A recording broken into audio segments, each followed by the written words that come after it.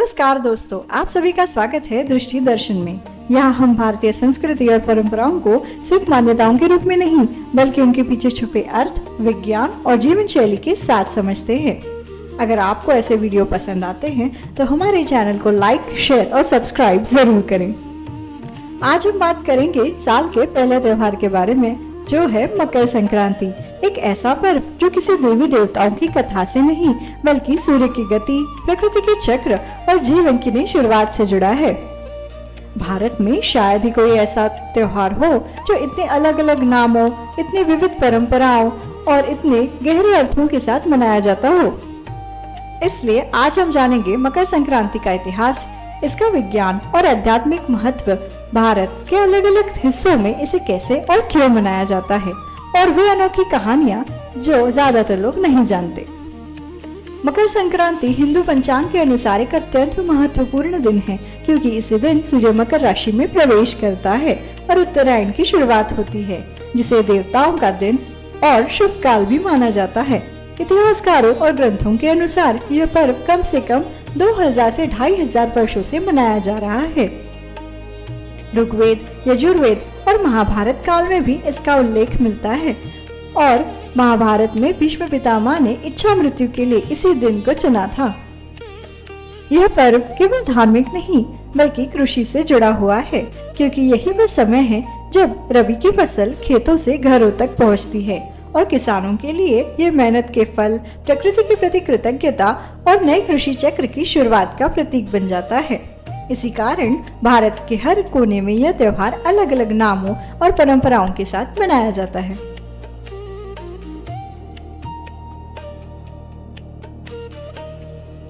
महाराष्ट्र में इसे मकर संक्रांत या तिल संक्रांत कहते हैं, जहां तिल गुड़ बांटे जाते हैं और कई जगह भूगी भाजी बनाई जाती है। गुजरात में यही पर्व उत्तरायण कहलाता है, जहां आसमान रंग बिरंगे पतंगों से भर जाता है और ऊंधियू जैसे पारंपरिक व्यंजन बनाए जाते हैं। पंजाब और हरियाणा में इसे लोहड़ी के रूप में मनाया जाता है, जहां अलाव जलाकर मूंगफली, रेवड़ी और तिल गुड़ चढ़ाए जाते हैं। तमिलनाडु में यह 4 दिन का पोंगल पर्व होता है, जहां सूर्य देव को धन्यवाद देने के लिए नए चावल से मीठा पोंगल पकाया जाता है। असम में इसे माघ बिहू कहा जाता है। वहीं उत्तर प्रदेश और बिहार में लोग इसे खिचड़ी पर्व के रूप में मनाते हैं। इन सभी परंपराओं के केंद्र में एक ही भावना है, प्रकृति और सूर्य के प्रति आभार। मकर संक्रांति पर बनने वाला भोजन भी केवल परंपरा नहीं बल्कि आयुर्वेद और मौसम विज्ञान से जुड़ा हुआ है। तिल शरीर में गर्मी पैदा करता है, सर्दी और जोड़ों के दर्द से बचाता है और हड्डियों को मजबूत रखता है। वही गुड़ पाचन को दुरुस्त करता है, ऊर्जा देता है और ठंड में रोग प्रतिरोधक क्षमता बढ़ाता है। इसलिए पूरे भारत में तिल गुड़ से बनी चीजें बांटी जाती हैं।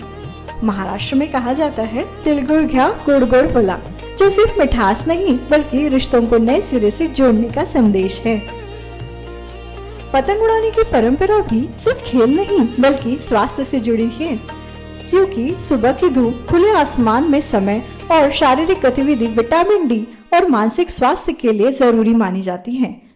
वहीं महाराष्ट्र में काले कपड़े पहनने की परंपरा भी वैज्ञानिक है, क्योंकि काला रंग सूर्य की गर्मी को अधिक सोखता है और ठंड के मौसम में शरीर को गर्म रखने में मदद करता है।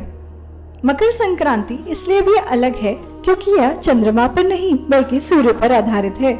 हर साल लगभग एक ही तारीख को आती है और धर्म, विज्ञान व प्रकृति को एक साथ जोड़ते हुए पूरे भारत को एक सूत्र में बांध देती है।